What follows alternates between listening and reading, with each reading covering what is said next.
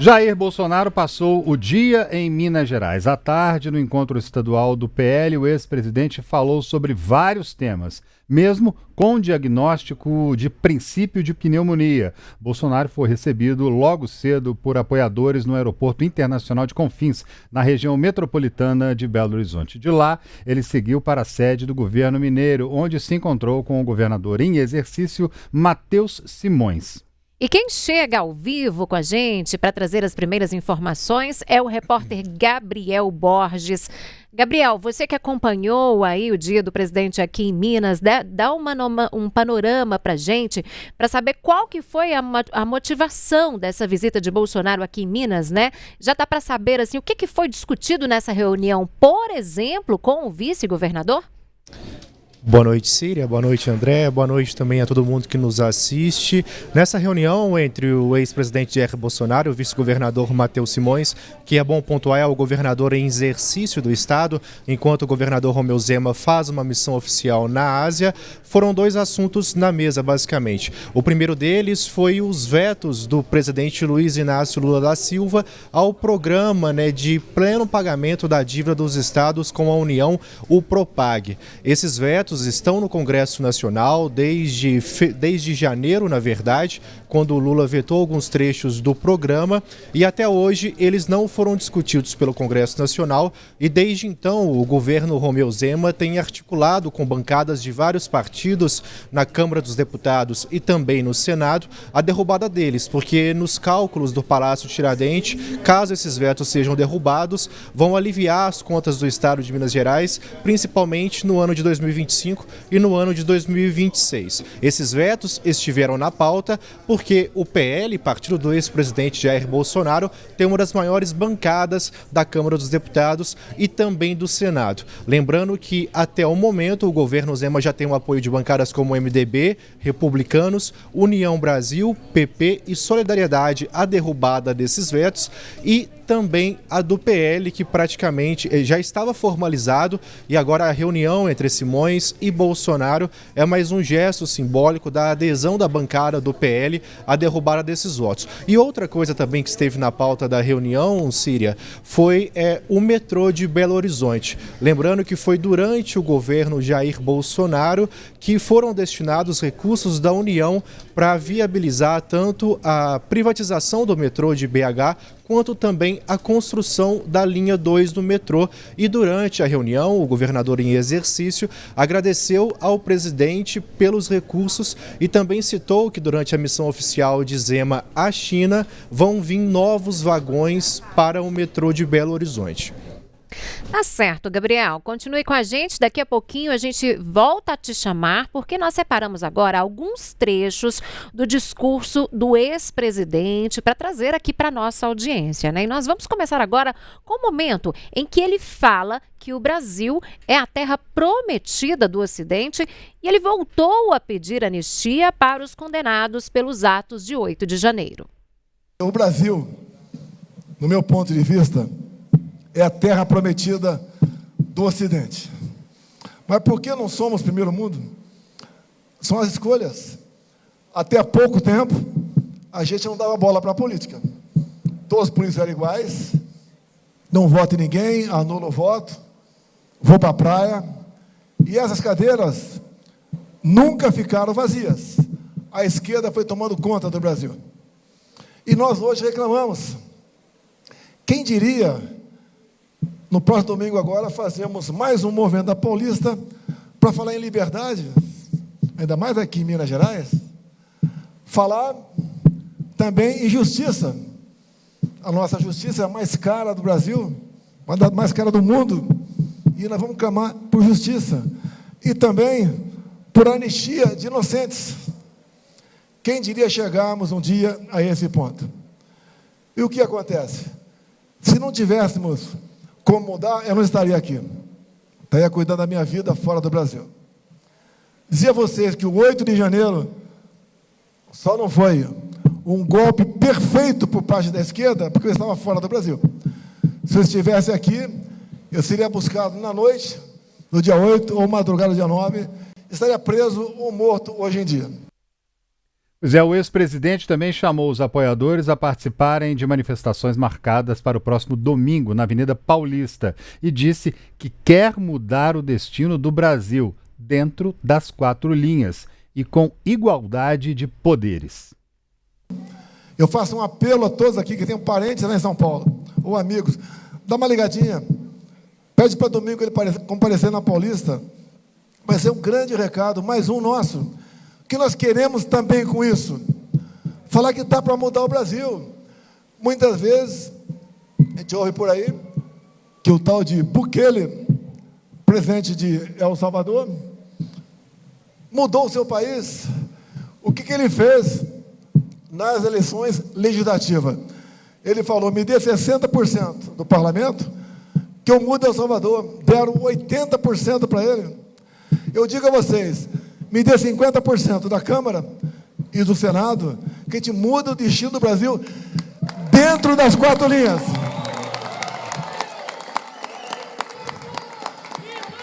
Nós queremos, ao fortalecer o Senado Federal, vai ser o voto mais importante de vocês aqui, proporcionar o equilíbrio entre os poderes. E começamos a falar sobre, realmente, democracia e liberdade. Acredito em cada um de vocês. Nós vamos escolher aqui até hoje está previsto, um candidato ao Senado. Todos estão na parada.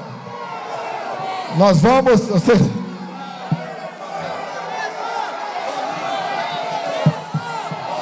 O que eu peço a vocês? Quando esse for escolhido, por um critério técnico, todos que estejam simpáticos com outro candidato, que fechem nesse candidato. Vamos fazer, no mínimo, um federal nosso aqui pelo PL. Um outro, vamos conversar com o Matheus Simões, com o Zema, outros partidos.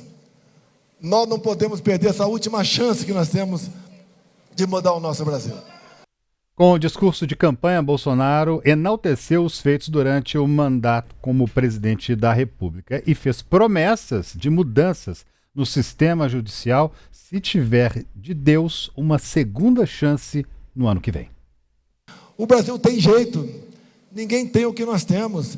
Você vai em Roraima, tem a tabela periódica embaixo da terra.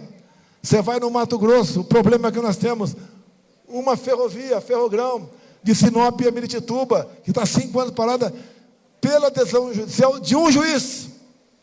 A gente não pode continuar convivendo dessa maneira. Nós temos que ter um parlamento forte. Quando, por exemplo, o parlamento votar alguma coisa, eu vou dizer, isso vai ser cumprido. Eu não vou fazer nada sozinho. Farei com o parlamento, se Deus assim me der uma segunda chance. E nós vamos...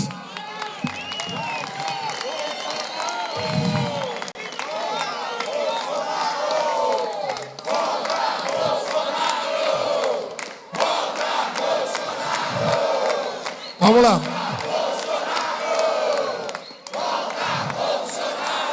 Eu, no governo, ninguém falava em novo marco temporal. Ninguém falava em 40 gramas de maconha, de posse privativa e pessoal daquele indivíduo. Ninguém falava em aborto, em propriedade privada. No meu governo, o MST não trabalhou. Os vagabundos ficaram em casa. Nós, pela nossa política de armamento, reduzimos em 30% o número de mortes por arma de fogo no Brasil. A arma, me deram aqui uma medalha da Rotan, tá? Nós conseguimos, dando liberdade, dando armamento para o cidadão de bem, com alguns critérios, obviamente, melhorar o Brasil. Fizemos uma excelente política externa com a Tereza Cristina. O Tarcísio foi um gigante na infraestrutura. O Marinho, no Ministério do Desenvolvimento Regional. O Marcelo Vantônio, no início do nosso governo também, na questão do turismo. Fizemos o que tinha que ser feito. Nunca, por Deus que está no céu, veio um cara para falar comigo, mude a vírgula daquele decreto que a gente conversa lá fora. Não tinha conversa, não dava oportunidade. Raramente despachava com alguém sozinho na minha sala para poder fazer o quê? Mostrar transparência. E não é fácil você fazer a coisa certa. Jair Bolsonaro falou do processo na trama golpista, se defendeu dizendo que teve a vida revirada pela justiça e até agora, de acordo com ele, nada foi aprovado. Ele ainda agradeceu os milhões de reais que recebeu via Pix dos apoiadores. Fizeram de tudo na minha vida, reviraram tudo. Fui acusado 5 anos de ser o mentor da morte da Marielle Franco. Foram atrás de mim até na questão da baleia, questão de presentes, vacina, imóveis comprados lá no Vale do Ribeira, a região mais pobre do estado de São Paulo. Tudo vem caindo por terra. Agora tem essa falsa tentativa de golpe, onde ninguém se acerta, ninguém consegue comprovar nada disso. Mas teremos um julgamento político pela frente. Acredito em Deus. O que vier a acontecer, nós suportaremos. Eu faço isso não por mim. Agradeço quem me doou 17 milhões de Pix. Se não fosse isso, não teria como ter uma boa defesa dos meus processos. Tenho ajudado outras pessoas também, mas não vou tocar no nome de ninguém aqui. Mais da metade foi embora. Muito obrigado a todos vocês. Estão me dando uma sobrevida na questão de processo. Durante o discurso, o ex-presidente voltou a dizer que agiu corretamente durante a pandemia e que tomou apenas medidas acertadas e que ter chegado à presidência só foi possível com a ajuda de Deus. Para mim foi quase um milagre eu ter chegado lá. Era um deputado do baixo clero, encrenqueiro, falava palavrão, mas não era ladrão. Tanto é que revira a minha vida desde antes das eleições de 2018. Não acho nada porque não tem nada para achar. Isso não é virtude, isso é obrigação. Cada um dos parlamentares aqui presentes, do mais humilde vereador ao nosso vice-governador, vocês são privilegiados. Pode ajudar a mudar o destino do seu município e do estado aqui de Minas Gerais. Aproveitem essa oportunidade. Façam o que tem que ser feito. E fazer a coisa certa é difícil. Até porque outros vêm atacar você. Eles não concordam com o que você está fazendo. O meu governo foi o único que diminuiu a carga tributária. Zeramos impostos federais dos combustíveis. Diminuímos em 1/3 o IPI de 4 mil produtos. Muita coisa exportada, zeramos impostos. Acertamos a questão da carteira nacional de habilitação de 5 para 10 anos. Como eu sou motociclista, começamos a zerar a pedágio de motos pelo Brasil, como a Dutra hoje em dia. Tem 2 rodovias aqui em Minas também estão nessa situação. Levamos água para o Nordeste, criamos o Pix. Isso tudo em 2 anos, porque 2 anos foram tomados pela pandemia. Ouso dizer a vocês, não errei nenhuma das minhas observações sobre a pandemia. As provas vão chegando. O relatório do parlamento americano é bem claro no tocante a isso. Parece até que eu estava redigindo aquele relatório. Porque eu li, eu me informei, eu fui atrás. O que nós precisamos? Alguém que seja destemido na presidência. Às vezes algum prefeito reclama da sua Câmara Municipal, que tem 9, 11 ou 13 vereadores. Lá você tem 594 parlamentares. Não é fácil mexer com o Senado, com a Câmara. Não dei ministérios, não dei bancos oficiais, não dei estatais. E nós conseguimos, mesmo assim, levar o Brasil para frente. Tanto é que terminamos 22 com 54 bilhões em caixa. O atual cara que está aí, em 2 anos e meio, já ultrapassou o que seria o teto no passado, em 300 bilhões de reais. Para Minas Gerais, poucas coisas que eu quero falar. Acertamos em 22, por decreto, a exploração de lítio no Vale de Jequitinhonha. Acertamos a questão da cota 762 em Furnas. Conseguimos 3 bilhões para o metrô aqui de BH. O outro cara fez metrô em Caracas, lá na Venezuela. Conosco foi diferente. Então isso tudo vai ficando no coração da gente. No período mais difícil, onde mandaram vocês ficar em casa, eu fui contra. Mas a justiça determinou que cada governador, cada prefeito pudesse agir dessa maneira. Atendemos a todos. Duvido que me ache um só prefeito pelo Brasil que tenha atrasado o seu pagamento de 13º, porque nós dávamos recurso ao município, o devido no prazo, e alguns depois também. E quanto mais nós reduzimos impostos, mais o governo federal arrecadava. É uma prova que o Brasil, a carga tributária é excessiva. Eu sei que votar é difícil, não pelo povo, mas pelo lawfare, o ativismo judicial. Se a gente conseguir voltar, só quero uma coisa, na transição desse parlamento que está indo. Lá na lei de responsabilidade fiscal, me deu autorização para diminuir a carga tributária ou zerar alguns impostos, sem ter que arranjar um imposto alternativo para cobrir aquilo que eu deixei de arrecadar. A ex-primeira-dama Michele Bolsonaro enviou um vídeo para falar sobre a importância do apoio das mulheres às causas do Partido Liberal. Esse vídeo foi exibido para os participantes deste evento do PL aqui em Belo Horizonte. O repórter Gabriel Ferreira Borges, a gente vai voltar a chamá-lo agora da nossa redação, ele que acompanhou aí, como eu disse mais cedo, né, a parte da agenda do ex-presidente aqui em Minas Gerais. E o ex-presidente havia, inclusive, marcado uma entrevista coletiva para o fim do dia, para o fim da agenda dele aqui hoje, né, Gabriel? E acabou que não aconteceu essa entrevista, né? Não, Síria, as únicas palavras do ex-presidente foram essas durante o discurso, né, o pronunciamento durante o evento. Logo depois que acabou, o presidente estadual do PL, o deputado federal Domingos Sávio, chegou a anunciar ainda que o ex-presidente Jair Bolsonaro daria uma coletiva à imprensa, mas ele deixou o evento cumprimentando a prefeitos, vereadores e também militantes que estavam no local até deixar a Casa Pampulha, né? Acabou que a entrevista coletiva não aconteceu, não só lá, mas também nos outros 2 eventos anteriores, né? Tanto no almoço, ali também na região da Pampulha, quanto na cidade administrativa, depois do encontro com o vice-governador Matheus Simões. Pois é, ele passou o dia aqui em Minas Gerais, né?